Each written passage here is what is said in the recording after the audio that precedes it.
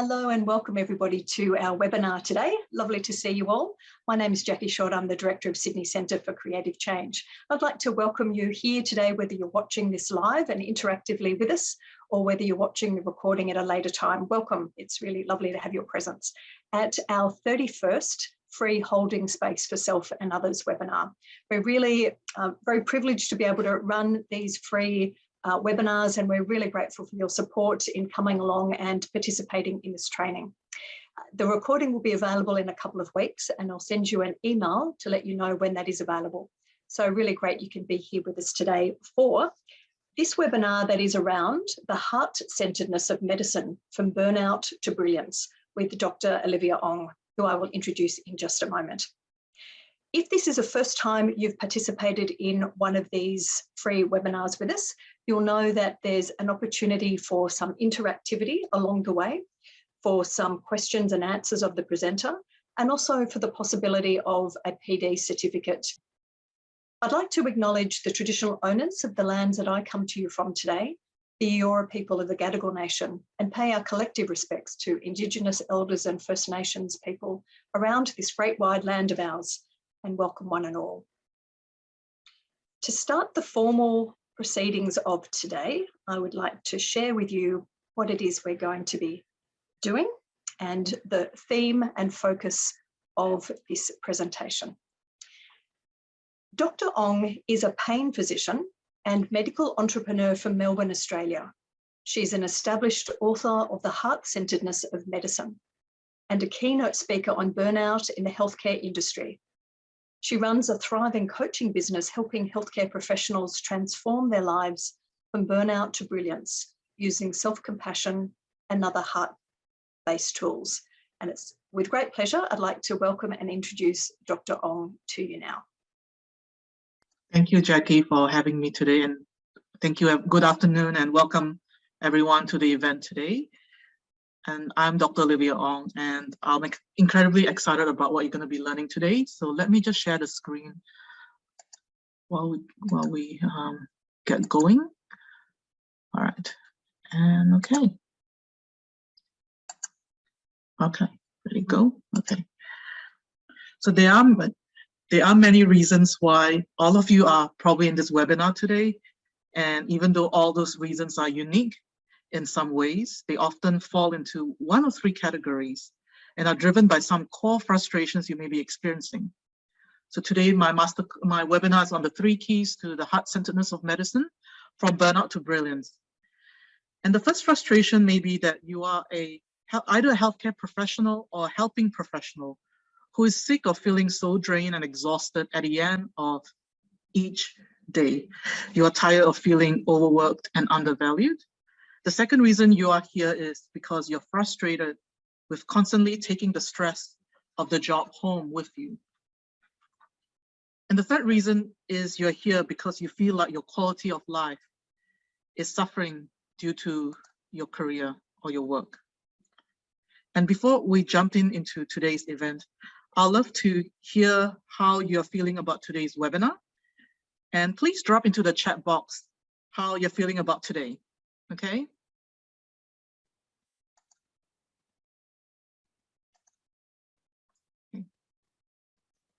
Curious. So Judy is feeling quite curious, and Carly is feeling excited to learn more. Excellent. Linda is feeling excited about what we are about to hear. Karen is excited. Well, the chat is getting lively and happening. Annalise is grateful and hopeful. Anne-Marie's come already, and Mary's excited to learn about, and she's here for all 3 reasons. Thank you for coming. And Josh is curious and excited as well. So there's a bit of curious and excitement energy. And yes, Nicole is excited to learn about the heart-centeredness of medicine, holding space. Yes, in a safe way. Exactly. And that's what we're here as light workers. That's what we do. We hold space for our clients, our patients, even our loved ones, and also not to forget ourselves. Okay.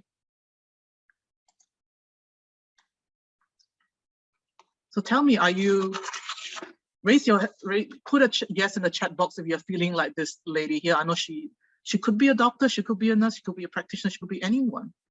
If you're feeling like her, just being close to burnout, or are you already there? And then type in a yes if you would like to learn how self-compassion can be a likely antidote to burnout. And type in a yes again if you like to have a strategy plan for burnout management. Let me have a look at the chat. Yes, yes, yes, lots of yeses. Yeah.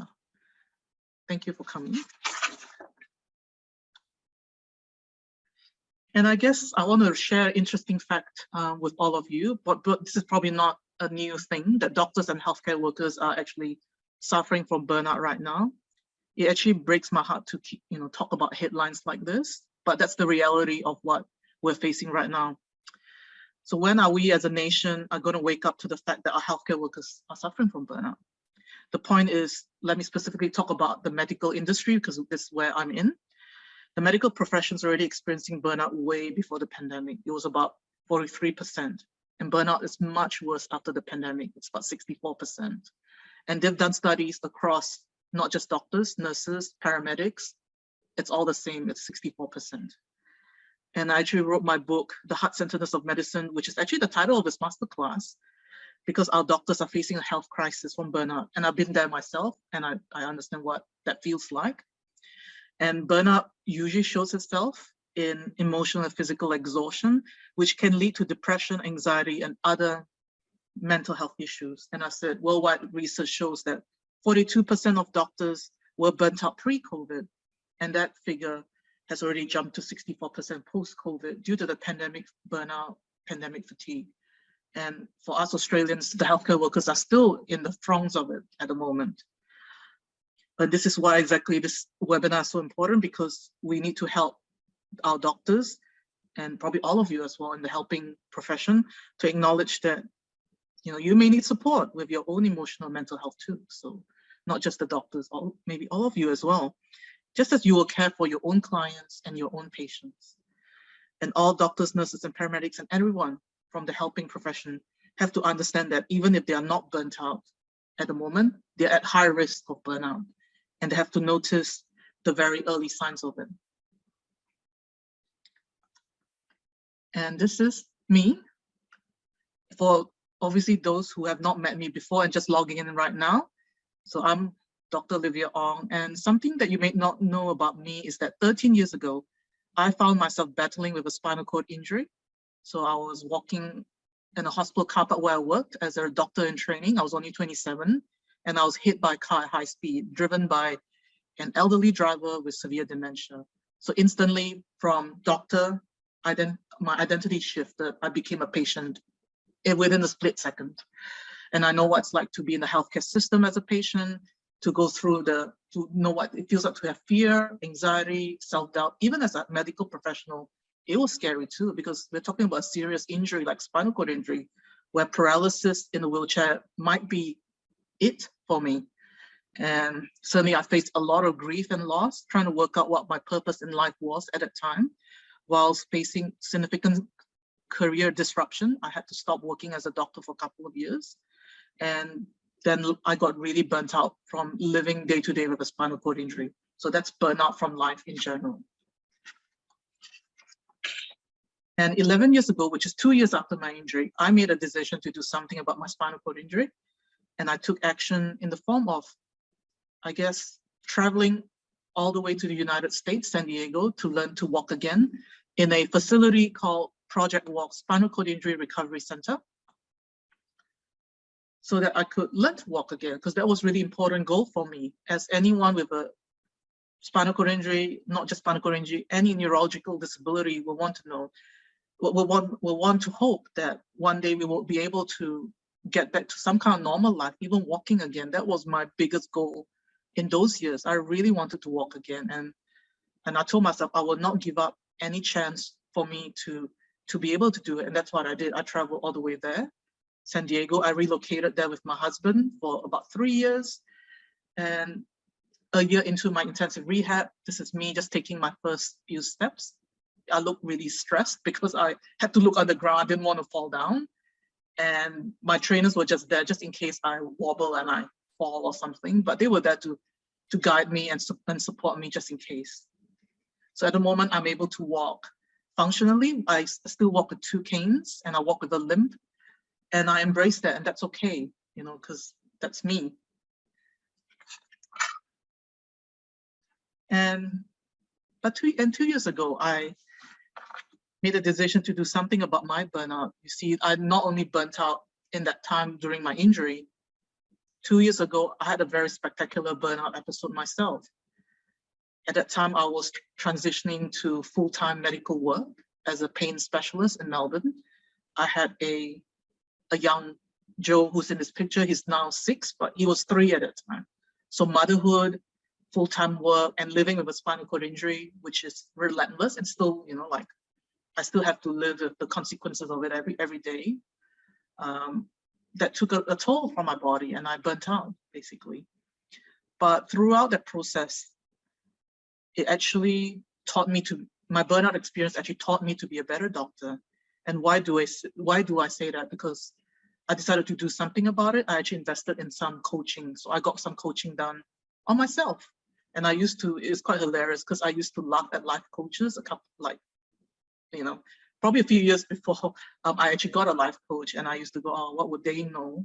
And that kind of thing. And I ended up having a coach from a life coach, and she changed my life, changed my mindset, changed my perspective, and I was able to recover from my burnout.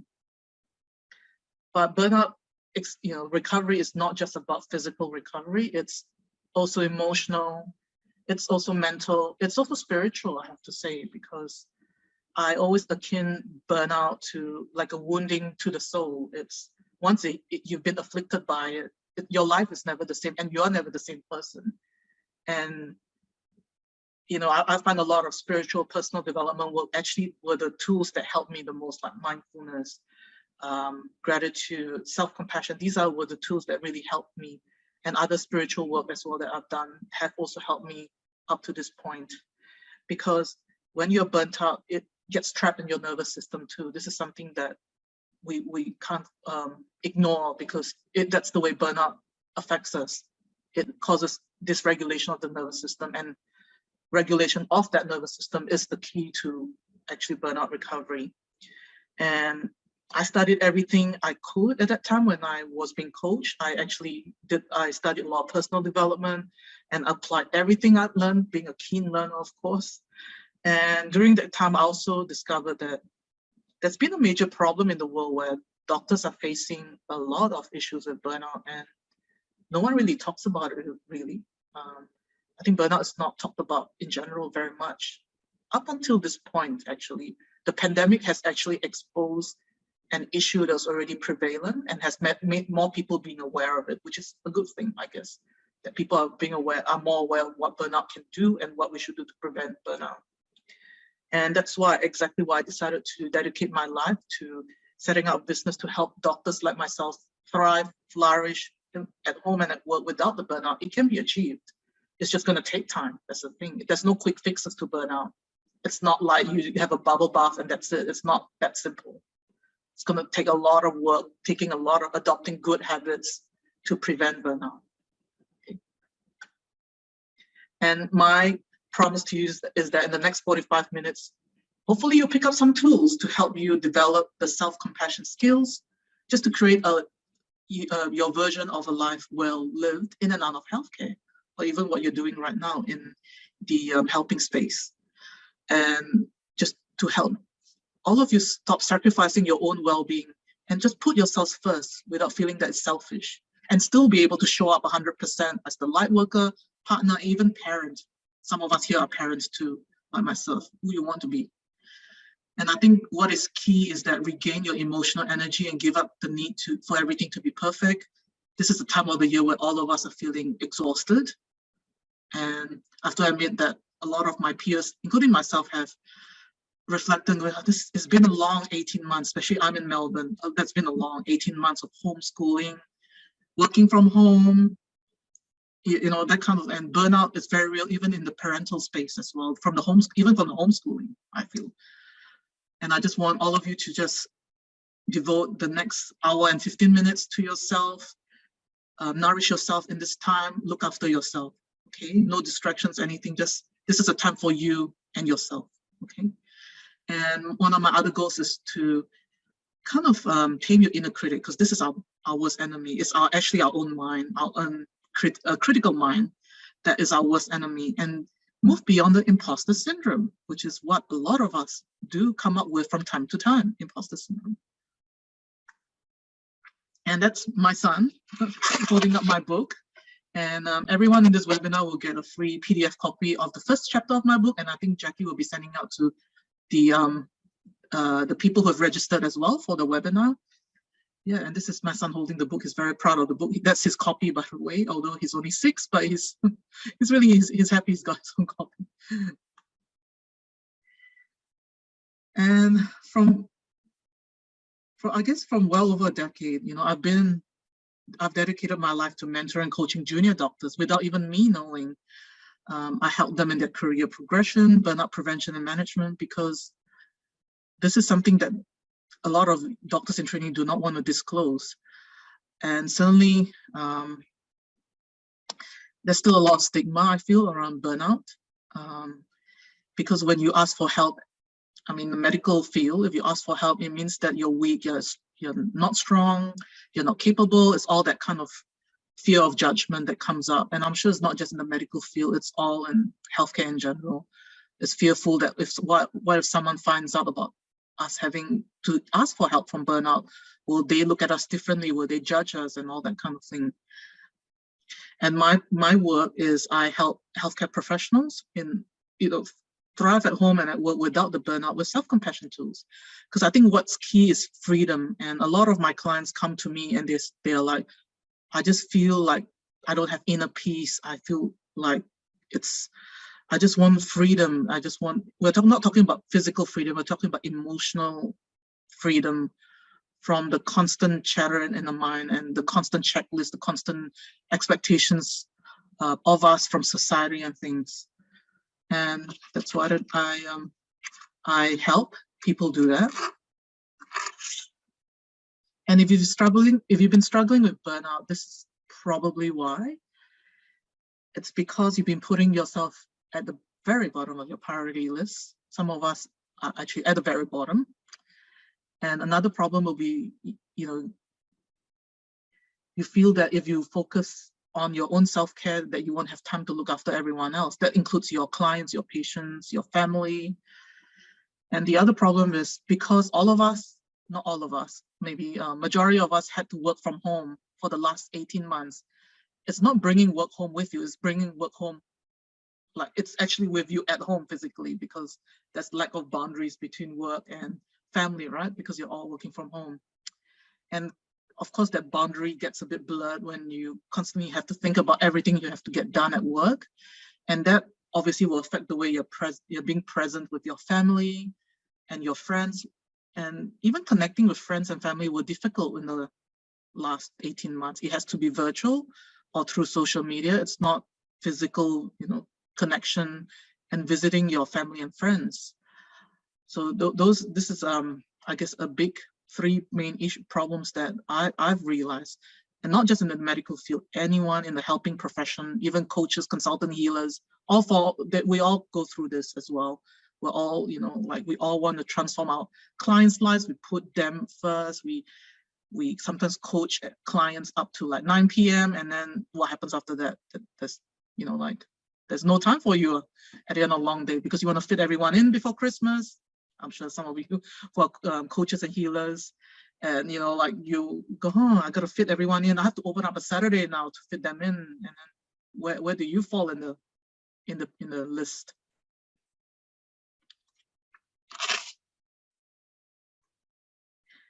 You know, how will solving all these problems help to benefit all of you? I think I wish, you know, I hope that this webinar will just help you find that deeper sense of compassion for yourself and those around you. And all of us want to help serve others at our highest, but we still need to put ourselves first, because if we are not putting ourselves first, we're not going to be good for anybody.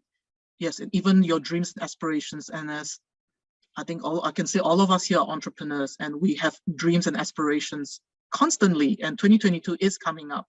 So that I'm sure there's aspirations coming up in 2022.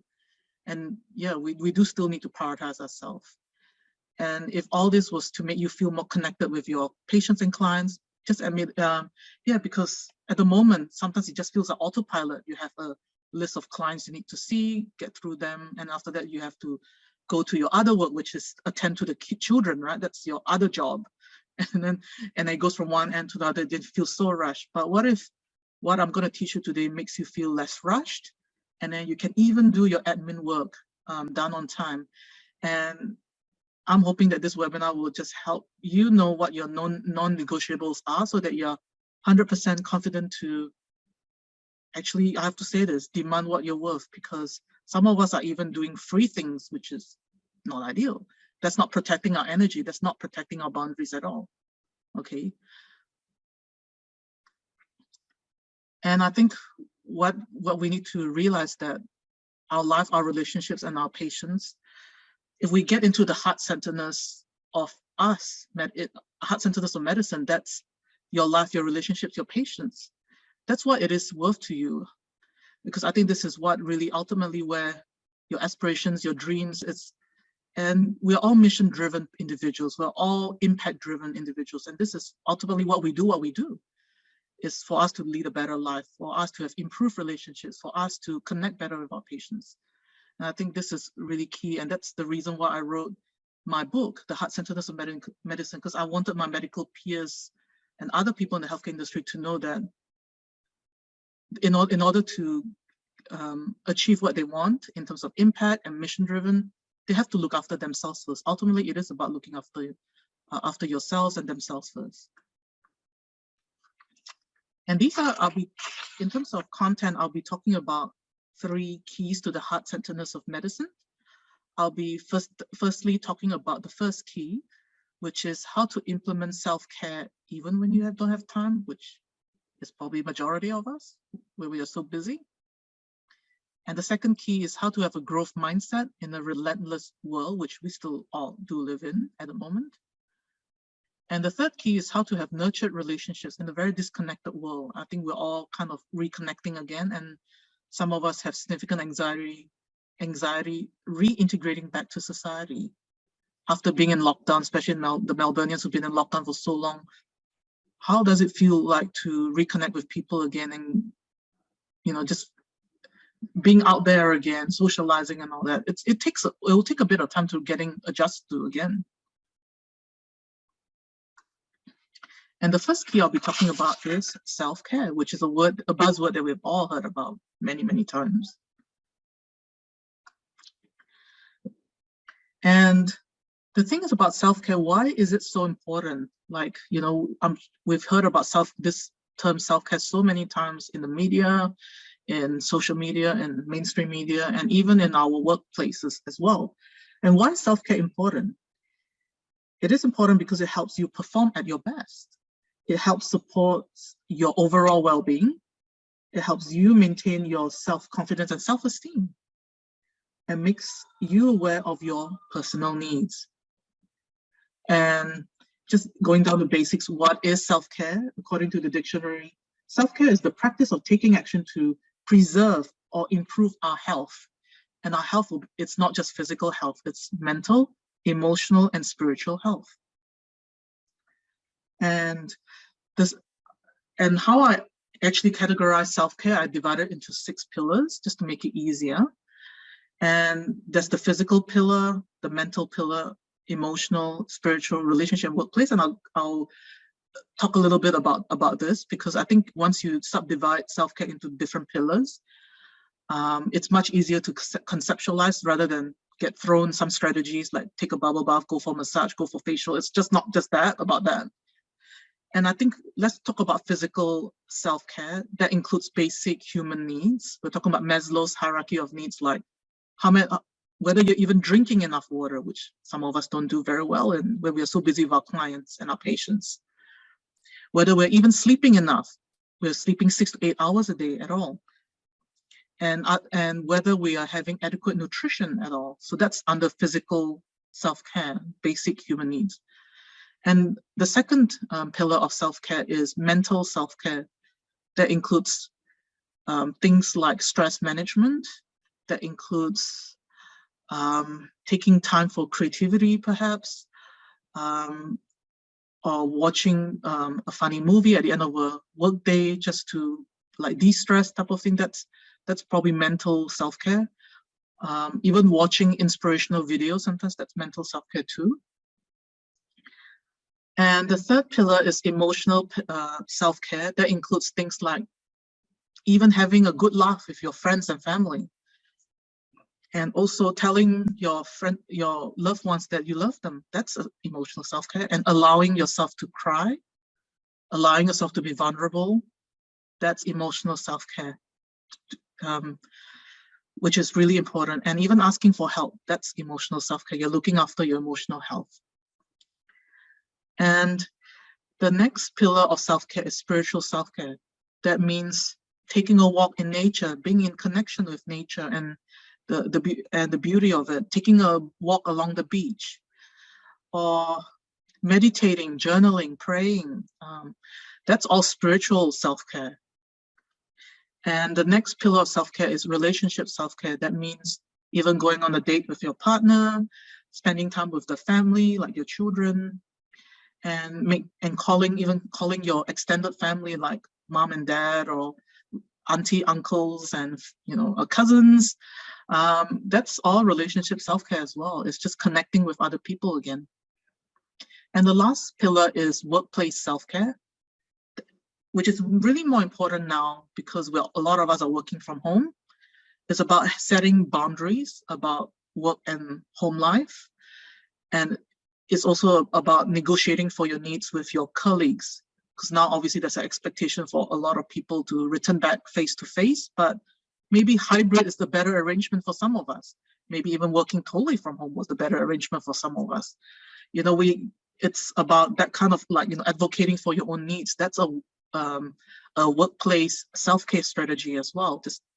Just standing up for yourself. Okay. And the next key I'd like to talk about is growth mindset, which is another word that's been also thrown about in the personal development space. And certainly Carol Dweck has made it a really common phenomenon, or really popular phenomenon right now, growth mindset. And why is it important for us to have a good mindset?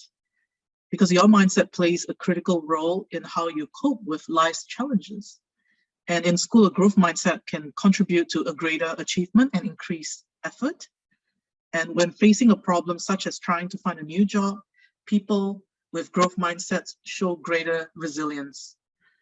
And what is this growth mindset that I'm talking about? It is the belief that a person is capable and has capacity and has talent that can be improved over time.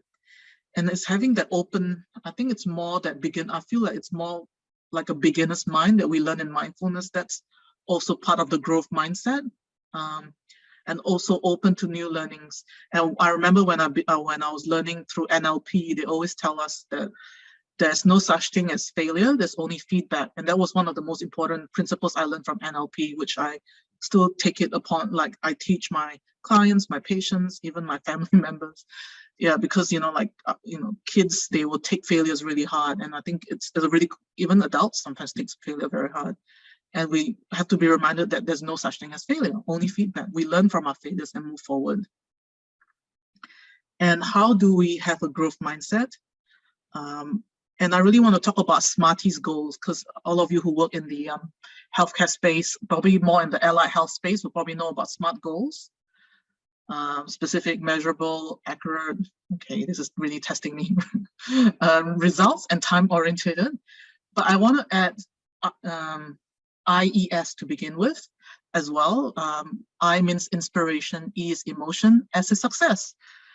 And I teach this certainly as a pain specialist. I teach a lot of my patients with chronic pain. They have to attach some kind of aspirations, dreams, and emotions to their goals, or else it won't be very meaningful to them at all. And certainly you can apply that same principle in the coaching space as well for your clients. Smarties goals is something that I teach them.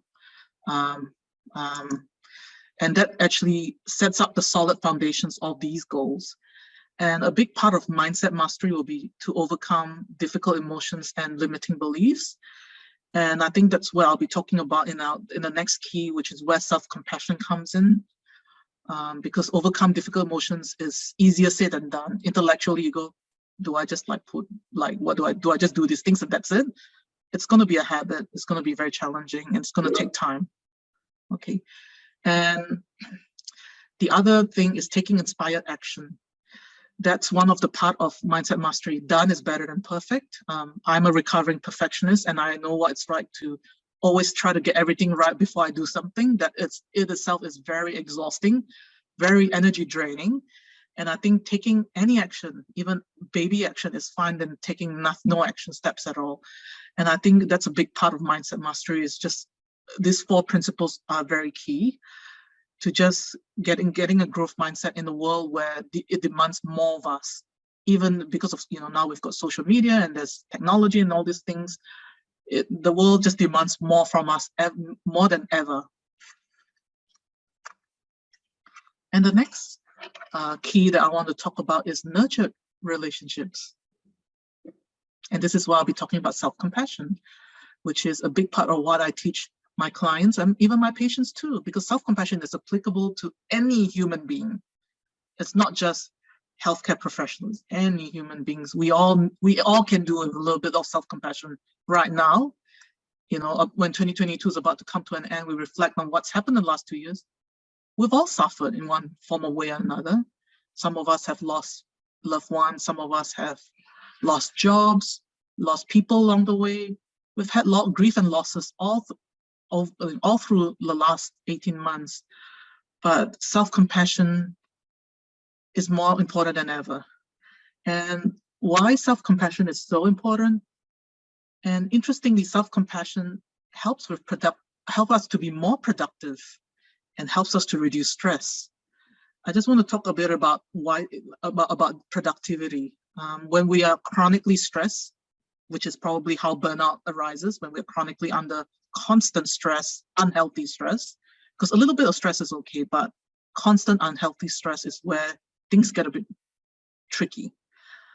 When we are under a lot of stress, our sympathetic nervous system is going to be a bit technical, a bit sciencey and physiological.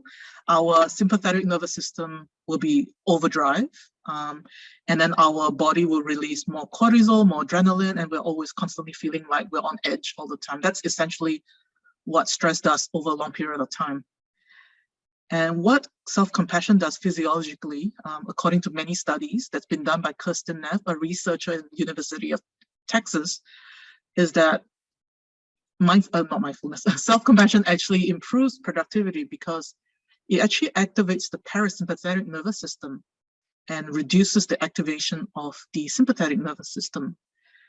And interestingly, self-compassion helps to release oxytocin in our system too. And that's the same hormone that, when we hug our babies, our kids, and when we read stories to our children, that's the same hormone that gets released and we feel like we're bonding a lot closer to our children. That's that hormone, essentially, that's being released when you apply self-compassion to your practices in your life. And what is self-compassion? These are the 3 pillars that I'll be talking about. It's just being mindful awareness, connection, and self-kindness. And I think a question that you might have, how do we practice self-compassion? This is all nice and wonderful explained in the slide, but how do we actually do it? So the first principle, mindful awareness, is actually just being aware that you're even suffering in the first place. That's the key. I think awareness is so important, and I cannot emphasize how important awareness is. And I certainly can attest to that because before I learned about mindfulness and self-compassion, I was living a life of autopilot, not being aware of many things, just taking the checklist and everything. This is even after my injury and back to the workforce and everything.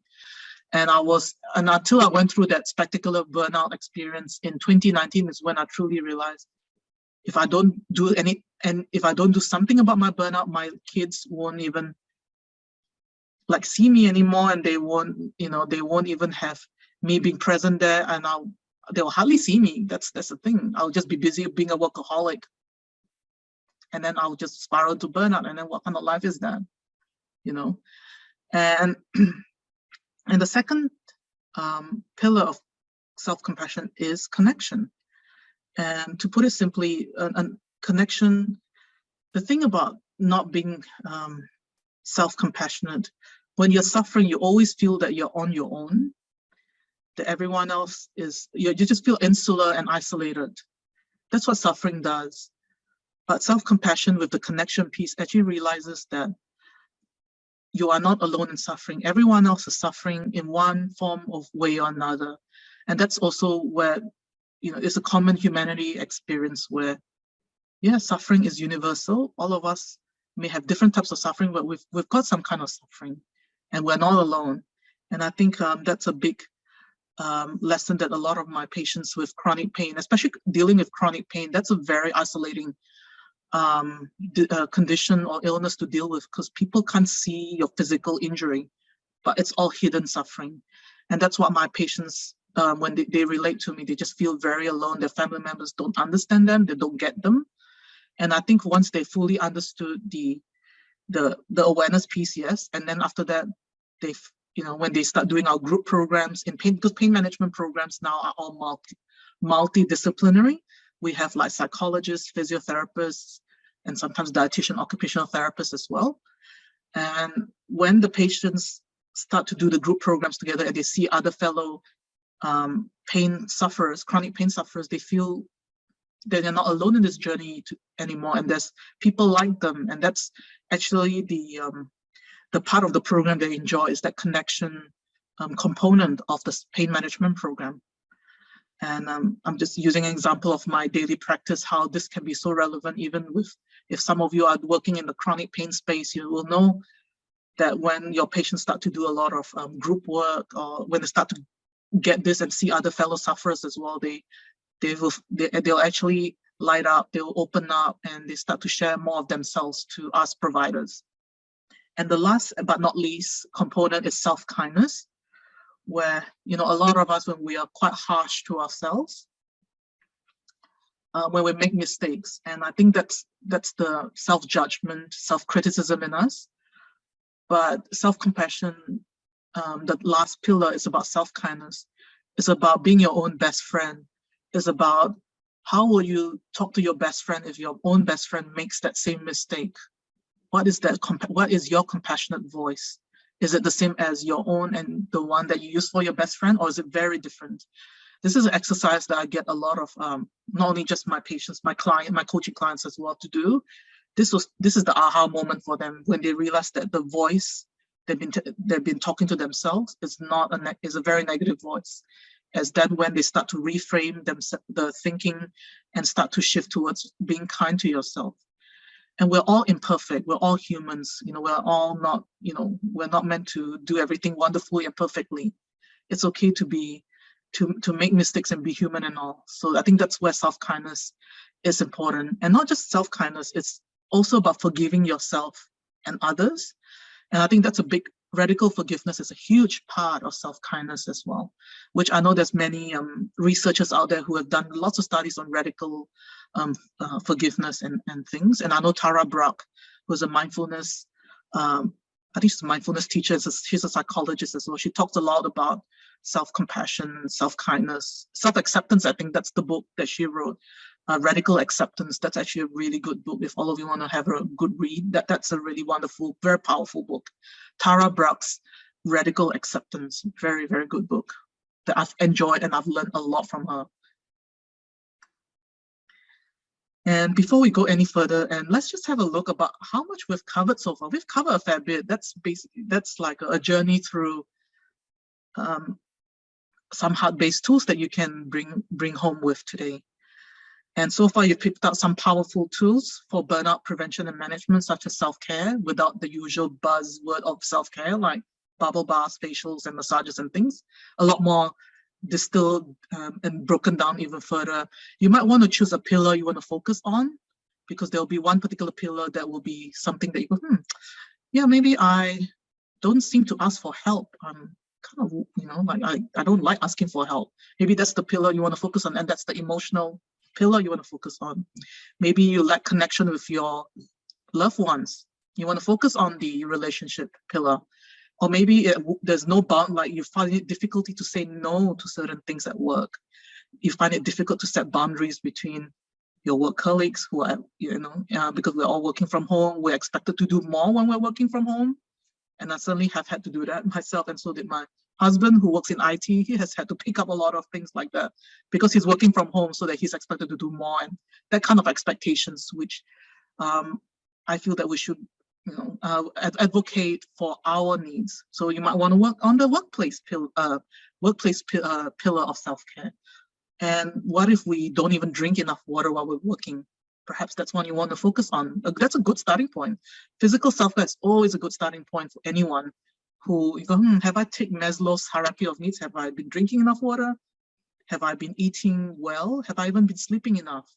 So if one of those three things you go, maybe I need to work on one of those three areas. Yes, maybe start with the physical self-care. So that's my tip there. And the other tools that I've taught today is about growth mindset. And this is another buzzy word from personal development space, but I think we need to embrace this with more heart-centeredness rather than just, buzzy words. So you can tell that I'm reiterating a similar message. I don't like too much buzzwords. I actually want to embody and actually embrace it and learn it properly. And that's what growth mindset is. It's just that, it's like a beginner's mind. Those who are very familiar with mindfulness here in this webinar, who are live here, will know what mindfulness is. That's beginner's mind. That's essentially what growth mindset is, and just being open to new ideas, new suggestions, and open to learning. And lastly, nurtured relationships, and that's where self-compassion comes in. And I think self-compassion, mindfulness, although they may sound similar, but they're actually very different fields. Mindfulness is more kind of the awareness piece, where self-compassion is more coming from the heart. And I have to admit that it took me a bit of time to actually learn self-compassion because it wasn't something that I'm used to in the healthcare industry. People around me were not compassionate at all. And when I first started practicing self-compassion, I was really shocked because I had to allow more love into my heart, and that was difficult. And once I learned to do that, it's like a muscle. It's like going to the gym, like you develop biceps or triceps or whatever, but it's like that. So it just takes time. Self-compassion will take a long, it took me 2 years. So don't despair if you do some self-compassion practice. You go, oh my goodness, I'm struggling. That's what we call backdraft in self-compassion practices, because you allow too much love in your heart, then you have to kind of back away again. But that means that you're actually growing and transforming. When you have backdraft, it's actually a good thing. But that discomfort is going to take a bit of time. And certainly I do a lot of this kind of work. I teach self-compassion classes to healthcare professionals because there's a time and there's a need for it right now, because they're suffering a lot. And I think this is where it's really important for me to actually serve them at this point, to get over, because I don't want to hear about doctor suicides and, not just doctors, nurses, other healthcare professionals. Suicide's a very real issue in the healthcare industry. And in America, actually 1 doctor dies every day from suicide. That's how scary it is. It's a very scary thing. And when you hear statistics like that, you get shocked. And I'm sure that the pandemic has made that situation worse, not just doctors committing suicide. I'm sure there's been a rise of it, even in Australia, which I think the media is starting to report and things. And yeah, and these are just some other ways you can work with me. I do one-on-ones, coaching about self-compassion. I do online workshops like this, like what Jackie has invited me to do. I do online workshops like this. I present workshops in hospitals, clinics, any healthcare space really. And because I love speaking, talking about my message about how self-compassion is so much needed in the healthcare space, in any helping profession really. Even my friends who are coaches really could do a little bit from self-compassion too, and they've been asking me for some tips and advice as well. So yeah, so any question? I think we'll leave questions at the end. Jackie, is that correct? Possibly. Thank you so much, Olivia, for that very personal sharing and practical. Take us through those core pillars. I can see people appreciating it and nodding and smiling. If you do have any questions, there's a small window now, and then we're going to do some breakout rooms and come back with some more questions. So if anyone does have any questions, feel free to either put them in the chat if you'd like me to read them out, or if you'd like to just wave your hand, Olivia or I will see you and just ask you to unmute. Whatever's better for you. Might have a question just to start us off. Olivia, what was one of the practices in self-compassion that helped you in that 2-year struggle to get a bit more confident with it? Yeah, well, thank you, Linda. Jackie will put in the link in a little while, but just answering that question, Jackie, what I did was what we call a soothing practice. It's quite interesting. It actually involves just putting a hand over your heart. I know it sounds really like fluffy, but it involves just really putting a hand over your heart, and you can do it on Zoom. Like no one will really know. I do it all the time. Hand over your heart, and take the 3 deep breaths. Really, just 3 deep breaths. And just doing a simple practice like this takes 10 seconds, but it can save your life, your relationships, and yeah, it's just so meaningful. And when I teach this to some of the doctors in the hospitals, they were shocked at what even putting a hand over the heart, because you're actually just soothing yourself, right? And that's what we forget to do. We are so busy serving other people that we forget about looking after ourselves and putting our own well-being first, and just acknowledging ourselves by putting our hand over our hearts. That's all it is. That's the starting point.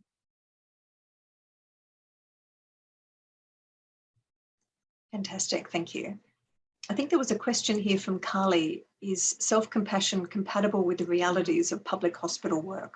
Yeah, very good question, Carly, because I've been giving a lot of webinars and masterclasses to hospital staff. So I started with the hospital staff that I worked in. So I started with the anesthetists, who are the people who are finding it the hardest to be compassionate, because not only are they in the front line, they were having to make quick judgment calls, having to wear PPE all day. It's actually quite difficult for frontline healthcare workers to wear that all day, because imagine, like, it's hard to eat, even go to the bathroom, just being like that. And these frontline healthcare workers have to live with, what if I get COVID? Because they have 9 to 10 steps, Carly, just even putting their PPE, which is the personal protective equipment, 10 steps to put it on, 10 steps to take it off. If they miss one step, they might get COVID and bring it home to their family.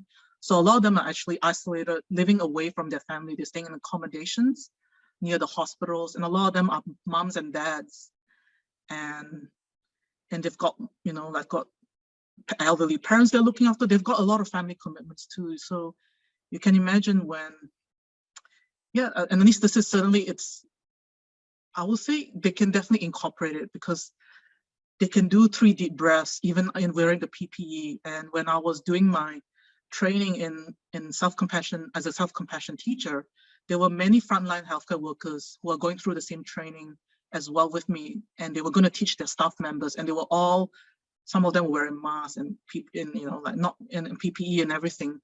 And they said it's doable. It's just going to take 10 seconds, and that might be the saving grace for that day, because you can imagine the trauma they had to go through seeing patients die in front of them. Some of these patients, maybe their colleagues, maybe family members. It's very traumatic for these frontline healthcare workers, and definitely compatible. They can definitely do it. That's why it's so important to teach about self-compassion to these healthcare professionals, because they are under the pump and they don't have a choice in saying that I can't, they won't look after these patients with COVID. They have to. It's part of, it's thrown at their doorstep in the hospital. They can't. But it's definitely compatible, Carly. The question, the answer to that, definitely you can do.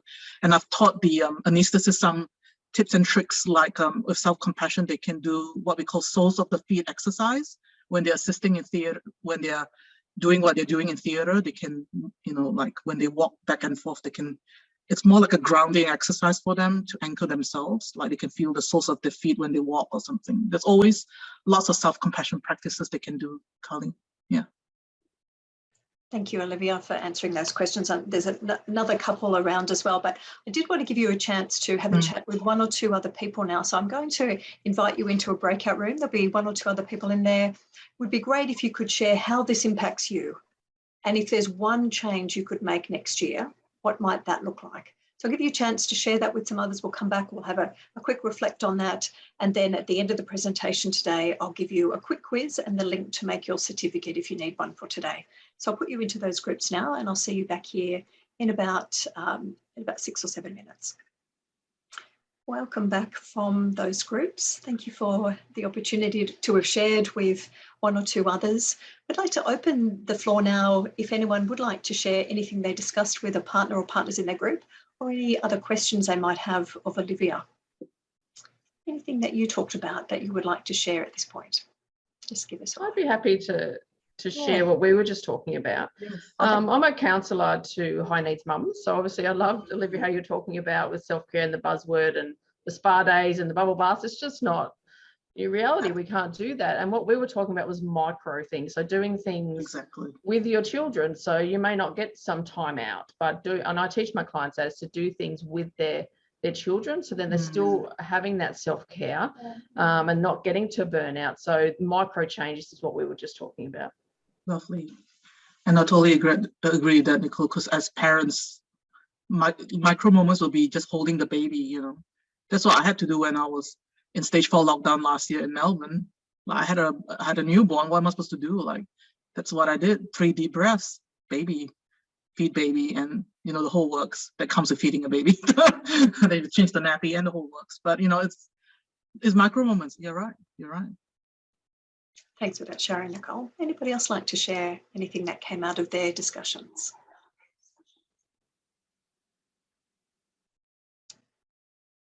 Julia, was that a wave? Am I putting you on the spot there? No, that's okay. Linda, thank you. I was in a room with Sue Kim. Oh, you're off mute as well, Sue Kim, so you might want to say something. Yeah, fine. And we had a good chat. We could have probably kept talking for a bit longer. And I'll just talk for myself, because I don't want to, you know, Sue Kim can talk for herself too, rather than, you know, breach confidentiality. But it was helpful for me to just have a reminder about that saying no stuff. And I was saying I had reasons. So I work in private practice as a counsellor and psychotherapist. So many people came to me because they couldn't get into specialist organisations or other places. I said yes because pandemic, and they were getting knockbacks so much. I've realised now that I have got too big of a caseload and I have to sort of back it up. And that's, yeah, I've put myself in a bit of a predicament. I can do it. It's just going to be tricky. And it is going to be about that saying no, changing the amount of appointments someone has and things like that. Now that we're moving out of the pandemic, crossing fingers, we're moving out of the pandemic. Yeah. And I don't know, Sue Kim, did you want to talk about your stuff? Is that all right, Jackie? Yes, please. Thanks. Yeah, I was one of the things that Olivia was talking about the hand on heart thing, and it's a very simple thing. And the first thing I thought about was, actually, you're right. It is the simplest thing. It is when you put hand on heart, you almost it's almost like a circuit breaker for when you're on autopilot, and it's your amber light to say that, you know, you got to stop and think. And for the carer who's always caring for someone and not looking after themselves, it's a reminder that, hey, stop, this is me. And I thought that was really, really powerful. So thank you. Lovely. Thank you for sharing that, Sue Kim. Does anyone have any final questions or comments directly to Olivia while we've still got her lovely presence here? I think there's a question in the chat from Anne-Marie. What are your thoughts on heart math? I think this is the heart-based healing concept, which it's a big part of what my work is based on as well. I do, like, the thing is, our heart is actually it's a beautiful organ, not just beating, obviously, blood around our system. We actually speak, literally we speak, and we rely on our heart to help us be who we are without apology, owning who we are. And it's heart-based healing. Like, that's how it is. That's why the hand on the heart works, because I can't explain. I'm sure there's a better explanation about heart math, but my understanding is that heart math is based on heart-based healing. I think the Heart Mind Institute, the people in the Heart Mind Institute, or maybe it's Heart Mind Institute or another institute, but there are some calculations that actually can measure energy waves coming from the heart. And it's actually a very real thing, like healing from the heart. So I think that's my understanding of it. And Marie, I'm not exactly 100% sure, but I think that's my understanding of heart math. yeah, there's some trends, I think, in Northern America. You Yes. know, there are heart math specialists in Yes, hospitals yes. now. So, yeah, so sorry, Much it's probably needed, much beyond needed. this workshop, but yeah, thank you. Thanks, Anne-Marie. A graduate certificate in plain art therapy, which is a 200-hour online course that starts in March next year for those who are working with children and young people and want to deepen their capacity to work more playfully and more creatively in therapy. We also have a narrative therapy book club for those interested in narrative therapy who want to come together with a small group monthly for 6 months from March next year with the fabulous Kim Billington. If you've done any of our training with her, you'll certainly appreciate. She's a dynamic presenter and very skilled in this space. If you register for this, you'll also get sent one of these books before Christmas, hopefully, so you get to read it over the summer. Our next free holding space webinar will be in February next year, and you can register for this now. The presentation will be about how to parent 21st century girls. So if you're living with any of those or working with any of those and would like to hear about how to manage social media and challenges that come with parenting tweens and teenagers, feel free to register for that. Thank you so much for being here. Please join me, hand on heart, in thanking Dr. Olivia for being here with us today and for her great wisdom shared. I wish you all a very happy Christmas and thank you for your support. I look forward to seeing you next year, if not later this year. All the best.